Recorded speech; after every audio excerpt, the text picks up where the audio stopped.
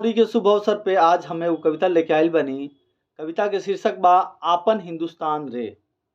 साँझ सवेरे करे आरती जेकर सूरज चांद रे। साँझ सवेरे करे आरती जेकर सूरज चांद रे। कतना प्यारा जग से न्यारा आपन हिंदुस्तान रे। आपन हिंदुस्तान रे। माथे मुकुट हिमालय शोभे सागर पांव पखारे ला। तरई जड़ल छत्र अंबर बा। तरई जड़ल छत्र मरबा चावर पवन डुलावेला। हरियर मखमल के सिंहासन बहुरंगी परिधान रे। आपन हिंदुस्तान रे।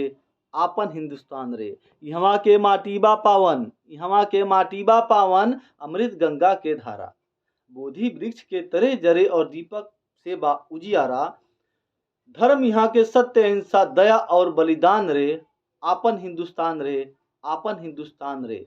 पर्वत खड़ा संतरी ऐसन पर्वत खड़ा संतरी ऐसन सीमा के रखवार भइल दुश्मन के खातिर फूल यहाँ बादहकत अंगार भइल।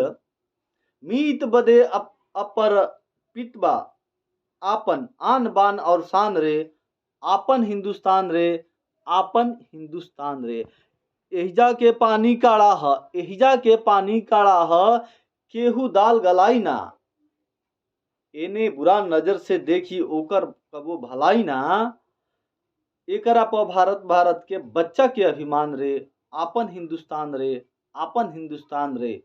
यहाँ बुढ़ापा में भी हरदम आवत रहल जवानी बा।